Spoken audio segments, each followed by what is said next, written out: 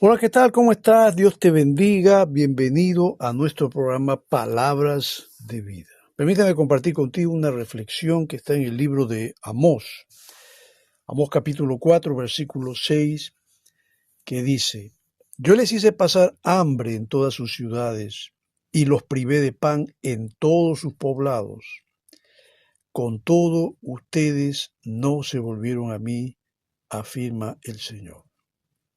Qué terrible, ¿no? Amós fue un profeta que venía del sur, pero su misión fue predicar al reino del norte, al reino de Israel.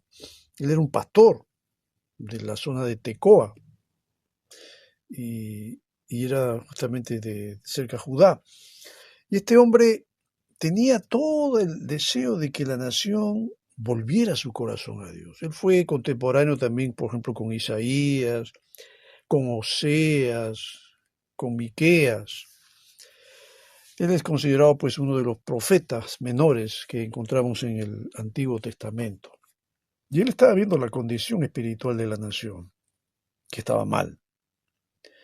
Y a raíz de esa condición espiritual que estaba mal ante los ojos de Dios, la consecuencia de ello era que Dios tampoco bendecía la agricultura.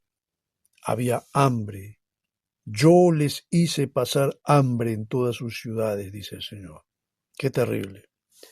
Se está cumpliendo lo que el Señor habló en cierto momento entre las maldiciones que se establecían en el libro de la ley, que si el pueblo decidía en un momento apartarse de Dios, bueno, esto iba a ser algo progresivo.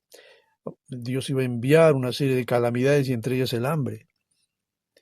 Y es más, un momento en que la nación también tuvo que practicar lo que se llama la antropofagia. Se comían a sus bebitos, a sus niños, ante la escasez de alimentos, ¿no? Un cuadro terrible. Pero esto sucedió precisamente porque el pueblo decidió no creer, decidió no volverse a Dios. Pasaron hambre en todas sus ciudades, Dios les privó del pan en todos sus poblados y no quisieron arrepentirse de sus pecados. Y dice más adelante en el versículo 7, yo les retuve la lluvia cuando aún faltaban 3 meses para la cosecha. En una ciudad hacía llover, pero en otra no. Una parcela recibía lluvia, mientras que otra no, y se secó. Vagando de ciudad en ciudad iba la gente en busca de agua, pero no calmaba su sed. Con todo, ustedes no se volvieron a mí, dice el Señor. Qué terrible. Ante toda esta tragedia que estaban viviendo, ellos decidieron no volver a Dios. El corazón lo tenían tan endurecido. Y lamentablemente, pues ya conocemos la historia que la nación fue llevada luego al cautiverio, ¿no? Ahora yo me pongo a pensar, si tuviéramos que contextualizar esto al tiempo actual, que yo sé que también en el mundo existe mucha dureza de corazón, hay mucha rebeldía, hay gente que no quiere creer en Dios, hay gente que solo Dios sabe qué circunstancias o hechos pueden haber vivido para tomar la decisión de volverse ateos, agnósticos, no creer en Dios, qué sé yo. No dudo de que también ha habido mal testimonio de la iglesia. Sí, de hecho. Bueno, claro, no, tampoco vamos a pensar que la iglesia está compuesta de hombres que, que son perfectos. No, son pecadores arrepentidos, de verdad, pero lamentablemente a veces dentro de la iglesia existen pecadores que no se han arrepentido y que siguen haciendo lo malo, y estos son los que dan mal testimonio y hacen que mucha gente se desaliente y se desanime a ir a la iglesia, es más, a no creer en Dios. No debería ser así. Dios existe, mi querido amigo. Dios existe y se interesa por ti. No existe la iglesia perfecta, dicho sea de paso, pero tú no tienes que seguir al pastor de la iglesia. Tú no tienes que seguir al líder de la iglesia. Tú tienes que seguir al único que nunca te va a fallar, que es Cristo. En Él tienes que poner tu fe y tu confianza. Sí.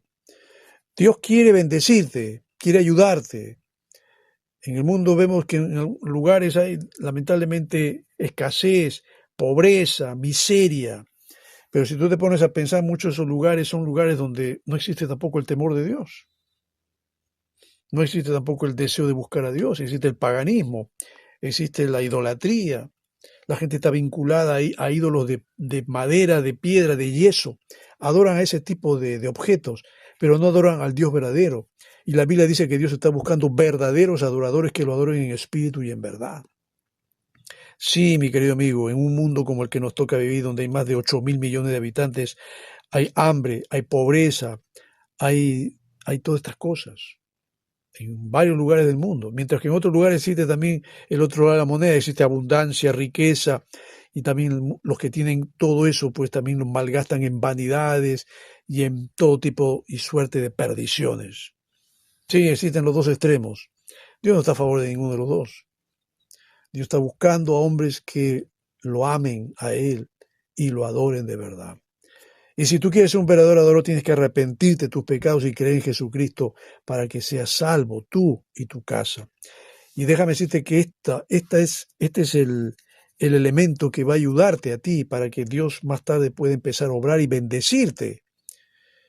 Porque si a veces Dios no lo hace es porque está viendo que tu corazón está endurecido, reacio a creer, reacio a arrepentirte. No, deja eso. Dios quiere tratarte como un hijo suyo. ¿Y qué padre abandona a su hijo? Si tú eres un hijo de Dios, Dios va a atenderte a ti y va a atender a tus necesidades. Sí, te lo digo por experiencia, porque lo he visto también. Y como dice el salmista, joven fui envejecido, pero no he visto al justo desamparado, ni a su descendencia que mendigue pan. Acércate a Cristo, acércate con humildad, y vas a ver que Dios va a obrar en favor tuyo. Dios te bendiga.